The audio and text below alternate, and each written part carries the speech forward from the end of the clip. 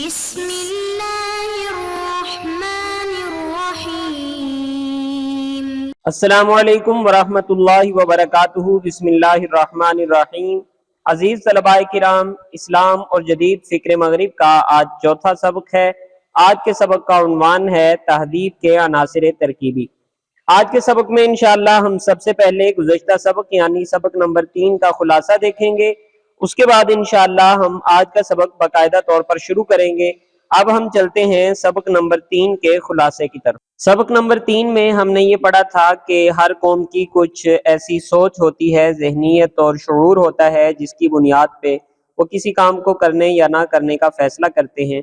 اسی طرح ہر قوم کچھ مادی اشیاء بھی استعمال کرتی ہے اور اس کی تہذیب کا عملی مظاہرہ بھی ہوتا ہے، اور اسی طرح ہر قوم کے کچھ طبعی حالات، علوم و فنون وغیرہ بھی ہوتے ہیں۔ تو ان 3 چیزوں کے بارے میں ہم نے پڑھا تھا۔ ان میں سے اس سوچ کو تہذیب کہتے ہیں، اور جو مادی اشیاء استعمال کرتی ہے کوئی قوم یا اپنی تہذیب کا جو عملی مظاہرہ کرتی ہے اسے تمدن کہا جاتا ہے۔ اور تیسرے نمبر پر کچھ ایسی چیزیں آتی ہیں جو نہ تہذیب میں شمار ہوتی ہیں نہ تمدن میں شمار ہوتی ہیں، جیسے علوم و فنون، آداب، اور اسی طرح جو زبانیں ہیں اور طبعی حالات وغیرہ ہیں، قانون ہے۔ اس طرح کی چیزیں ہم تیسرے عنوان کے تحت ذکر کر دیتے ہیں، طبعی حالات وغیرہ۔ تو ان تینوں چیزوں کو ملا کر کسی بھی قوم کی ثقافت تشکیل پاتی ہے۔ تو کسی قوم کی ثقافت دراصل مجموعہ ہے اس کے تمدن، تہذیب اور طبعی حالات وغیرہ کا۔ پھر ہم نے یہ دیکھا تھا کہ ان تینوں اصطلاحات تہذیب، تمدن اور ثقافت میں سے ثقافت کا اطلاق ہم تہذیب پر بھی کر سکتے ہیں، اور اسی طرح تمدن پر بھی کر سکتے ہیں، اور طبعی حالات وغیرہ پر بھی کر سکتے ہیں۔ یعنی ثقافت کا لفظ بول کر ہم اس سے کسی قوم کے طبعی حالات بھی مراد لے سکتے ہیں، اس قوم کی تہذیب بھی مراد لے سکتے ہیں، اور اس قوم کا تمدن بھی مراد لے سکتے ہیں۔ لیکن تہذیب کی اصطلاح بول کر ہم نہ تمدن مراد لے سکتے ہیں، نہ ثقافت مراد لے سکتے ہیں، نہ اس قوم کے طبعی حالات وغیرہ مراد لے سکتے ہیں۔ اسی طرح تمدن کی اصطلاح سے بھی ہم صرف تمدن ہی مراد لے سکتے ہیں، ثقافت، تہذیب یا طبعی حالات وغیرہ مراد نہیں لے سکتے۔ تو ثقافت ہی وہ واحد اصطلاح ہے جس سے ہم اور دوسری چیزیں مراد لے سکتے ہیں، طبعی حالات، تمدن، تہذیب وغیرہ، اور ان دونوں اصطلاحات سے ہم مزید کچھ بھی مراد نہیں لے سکتے۔ یہ تو تھا سبق نمبر 3 کا خلاصہ۔ اب ہم چلتے ہیں آج کے سبق کی طرف۔ آج کے سبق میں انشاءاللہ ہم سب سے پہلے یہ دیکھیں گے کہ تہذیب کے عناصر ترکیبی کون سے ہیں، یعنی کن چیزوں سے مل کر کوئی تہذیب وجود میں آتی ہے، اور کون سے بنیادی سوال ہیں جن کا جواب کوئی تہذیب ضرور دیتی ہے۔ اس کے بعد ہم یہ دیکھیں گے کہ اس تہذیب کو ماننے والی قوم کی زندگی پر ان عناصر ترکیبی کے کیا اثرات ہوتے ہیں۔ ہر تہذیب اپنے ماننے والوں کو کچھ بنیادی سوالوں کے جواب دیتی ہے، اسی طرح کچھ تصورات بھی فراہم کرتی ہے۔ تو یہ تصورات اور جوابات کسی تہذیب کے عناصر ترکیبی ہوتے ہیں۔ تو ہر قوم کی زندگی بھی ویسی ہوتی ہے جیسے عناصر ترکیبی یا جیسے جوابات اور تصورات اس قوم کی تہذیب اسے دیتی ہے۔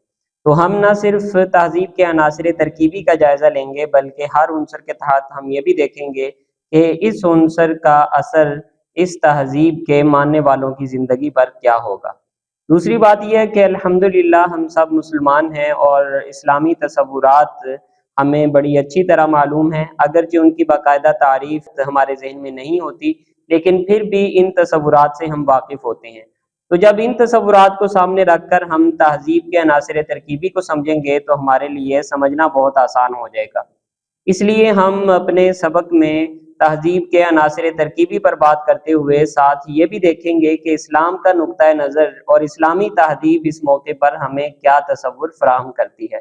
تو اب ہم چلتے ہیں تہذیب کے عناصر ترکیبی کی طرف۔ سب سے پہلا عنصر ہے تصور حیات۔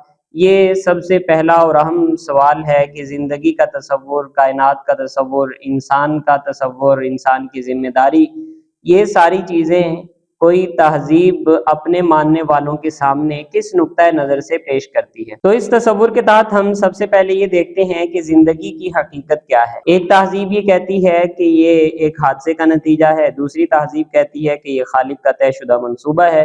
اسلام اس کے بارے میں کیا کہتا ہے؟ قرآن مجید میں سورۃ الزمر میں اللہ تبارک و تعالیٰ ارشاد فرماتے ہیں، اللہ خالق کل شیء، اللہ تبارک و تعالیٰ ہی ہر چیز کو پیدا کرنے والے ہیں، تو اس سے یہ معلوم ہوتا ہے کہ اسلام کے نزدیک زندگی کی حقیقت یہ ہے کہ یہ ایک خالق کا طے شدہ منصوبہ ہے، کسی حادثے کا نتیجہ نہیں۔ دوسرے نمبر پر ہم یہ دیکھتے ہیں کہ انسان کی اپنی حقیقت کیا ہے۔ ایک تہذیب یہ کہتی ہے کہ انسان اس دنیا میں قیدی کی حیثیت سے آیا ہے، اس نے اپنے گناہوں کی سزا بھگتنی ہے تاکہ وہ آئندہ زندگی اچھی گزار سکے۔ ایک تہذیب یہ کہتی ہے کہ انسان بالکل آزاد ہے، وہ جو چاہے کرے، اور اسلام یہ کہتا ہے کہ انسان اس زندگی کے خالق کا نمائندہ ہے، اسے اپنی زندگی اس زندگی کے خالق کی مرضی کے مطابق گزارنی چاہیے۔ چنانچہ قرآن مجید میں اللہ تبارک و تعالیٰ نے ارشاد فرمایا، سورہ البقرہ میں ارشاد فرمایا وَإِذْ قَالَ رَبُّكَ لِلْمَلَائِكَةِ إِنِّي جَاعِلٌ فِي الْأَرْضِ خَلِيفَةً، اور اے پیغمبر صلی اللہ علیہ وسلم اس وقت کو یاد کریں جب آپ کے پروردگار نے فرشتوں سے کہا کہ بے شک میں زمین میں خلیفہ اور نائب بھیجنے والا ہوں۔ تیسرے نمبر پر ہم اس بات پہ غور کرتے ہیں کہ کائنات کی اپنی حقیقت کیا ہے۔ ایک تہذیب یہ کہتی ہے کہ کائنات کا مالک انسان خود ہے، یہ حادثے کے نتیجے میں وجود میں آئی ہے تو انسان ہی اس کا مالک ہے۔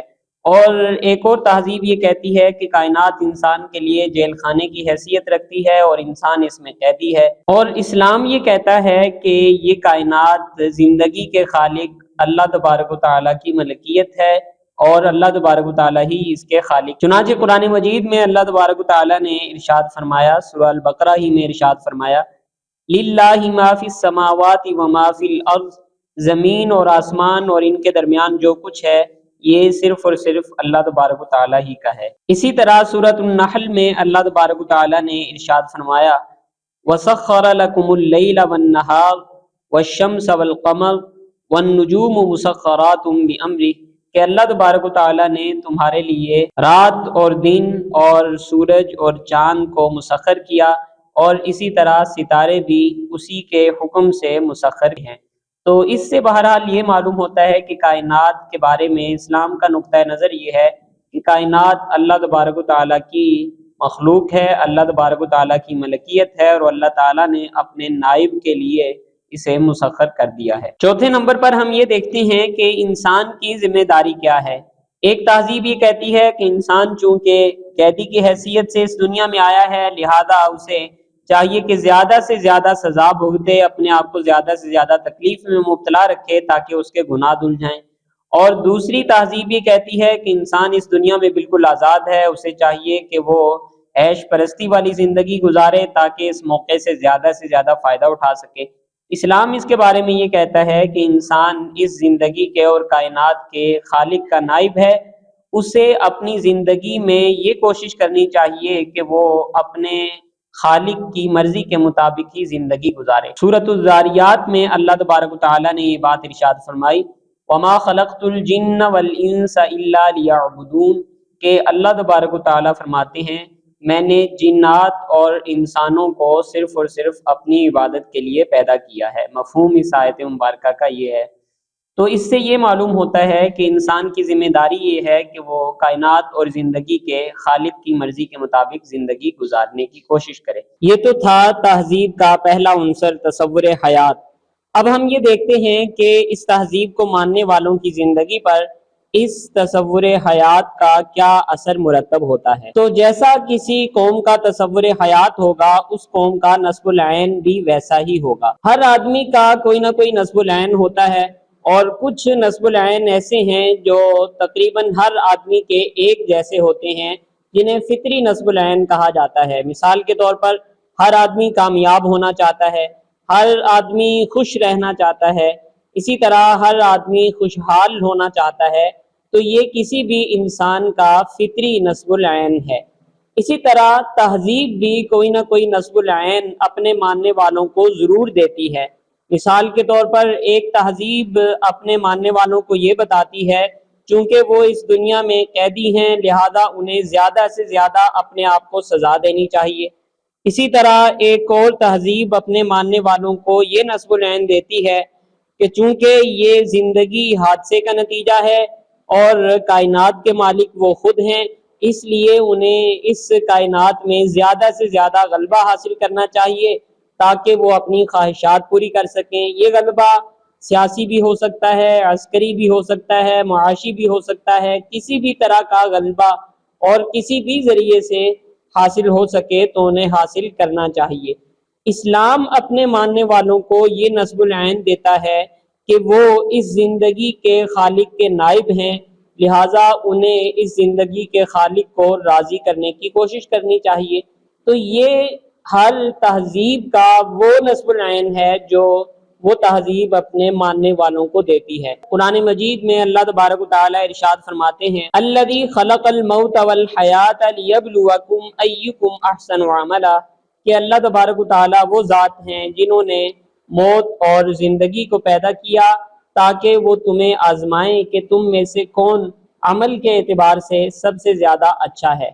تو اس سے ہمیں یہ معلوم ہوتا ہے کہ انسان کے دو نصب العین ہوتے ہیں، ایک تو انسان کا فطری نصب العین ہے، اسی طرح تہذیب بھی ہر انسان کو کوئی نہ کوئی نصب العین ضرور دیتی ہے۔ تو اگر تہذیب کا نصب العین انسان کے فطری نصب العین سے بھی ہم آہنگی رکھتا ہو تو انسان اپنے تہذیبی نصب العین پر بھی زیادہ توجہ دیتا ہے، اور اگر ان دونوں میں ہم آہنگی نہیں ہو اور فطری نصب العین تو یہ چاہے کہ مجھے زیادہ سے زیادہ خوش رہنا ہے، خوشحالی حاصل کرنی ہے اور اسی طرح مجھے کامیابی حاصل کرنی ہے، لیکن تہذیبی نصب العین کوئی اور رستہ بتائے، اپنے آپ کو سزا دینے کا کہے، تو پھر ان دونوں نصب العین میں دوریاں پیدا ہو جاتی ہیں اور انسان زیادہ توجہ اپنے فطری نصب العین پر دیتا ہے اور جو تہذیبی تقاضے ہوتے ہیں ان سے وہ دور ہوتا چلا جاتا ہے۔ تو ضروری ہے کہ انسان کے فطری اور تہذیبی دونوں نصب العین میں ہم آہنگی ہو۔ تو اب ہم اس ساری بات کا خلاصہ دیکھتے ہیں۔ سب سے پہلے ہم نے یہ دیکھا کہ ہر تہذیب اپنے ماننے والوں کو کچھ تصورات ضرور دیتی ہے۔ ان میں پہلا تصور حیات تھا۔